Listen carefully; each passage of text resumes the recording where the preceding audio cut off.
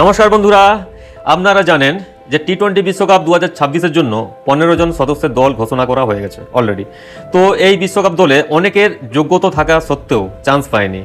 তো যারা চান্স পেয়েছে মোটামুটি তাদের তো যোগ্যতা আছেই টি-20 বিশ্বকাপ জেতানোর মতো, কিন্তু যারা চান্স পায়নি তাদেরও যোগ্যতা ছিল কিন্তু চান্স পায়নি। কি করবে হলো, 15 জনের তো দল ঘোষণা করতেই হবে, 15 জনের বেশি তো নেওয়া যাবে না।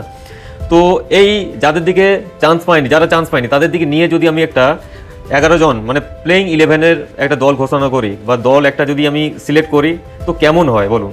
তো চলো দেখা যাক এই 11 জন কেমন হয়। তো প্রথমে আমি ওপেনার হিসাবে রাখবো শুভমন গিল এবং যশস্বী জয়সওয়াল। শুভমন গিলকে ব্যাস একটা অজুহাত দেখিয়ে দল থেকে বার করে দেওয়া হয়েছে, কেননা তিনি অফ ফর্মের মধ্যে দিয়ে যাচ্ছে। এর জন্য সিলেক্টররা যে কাজ করেছে আমি মনে করি ভালোই করেছে, কেননা শুভমন গিল ফর্মের মধ্যে নেই এবং টি-20 স্পেশালিস্ট হিসাবেও অতটা প্রতিষ্ঠিত নয়, তাই তাকে বাদ দেওয়া হয়েছে। কোনো এতে কমেন্ট নেই, ভালো হয়েছে। তো আমি রাখবো শুভমন গিলকে, আর তার জড়ি হিসাবে আমি রাখছি যশস্বী জয়সওয়াল। আপনারা জানেন যে যশস্বী জয়সওয়াল টি-20 ক্রিকেটে কতটা ভয়ঙ্কর। তো আমি 3 নম্বরে রাখবো সাই সুদর্শন।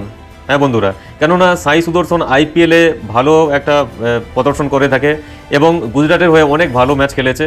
তো সেই হিসাবে আমি 3 নম্বরে সাই সুদর্শনের মতো একটা ব্যাটসম্যানকে রাখবো যে ধরে খেলার ক্ষমতা রাখে। তো 4 নম্বরে আমি রাখছি ঋতুরাজ গায়কোয়াড় স্পেশালি একজন ওপেনার, কিন্তু দেখা গেছে যে সাউথ আফ্রিকার সাথে সিরিজে 4 নম্বরে নেমেও কিন্তু ভালো রান করেছে এবং তিনি যে কোনো জায়গাতে খেলতে পারদর্শী। তো তার জন্য আমি 4 নম্বরে ঋতুরাজ গায়কোয়াড়কে রাখলাম। তো 5 নম্বরে আমি রাখলাম রিয়ান পরাগ। আপনারা জানেন যে রিয়ান পরাগ কতটা ভয়ঙ্কর ব্যাটসম্যান, আইপিএলে তার প্রমাণ ও বারবার দেয়, কিন্তু এই মুহূর্তে দলে সিলেকশন হয়নি বা কিছুদিন ও খেলার মতো অবস্থায় বা খেলার ভালো প্রদর্শন করতে পারেনি বলে তো এই মুহূর্তে ওকে সিলেক্ট করা হয়নি। কিন্তু একটা টি-20-র একটা ভালো ব্যাটসম্যান মিডল অর্ডারের ক্ষেত্রে আমি মনে করি, তার জন্য আমি রিয়ান পরাগকে 5 নম্বর খেলাবো।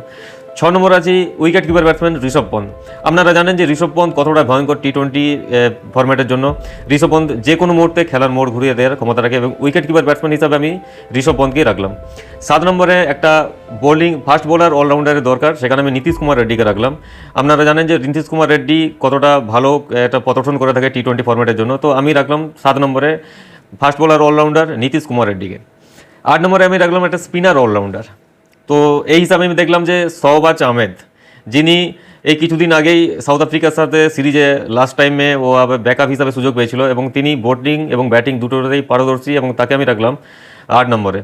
9 নম্বরে আমি রাখবো মোহাম্মদ সিরাজকে।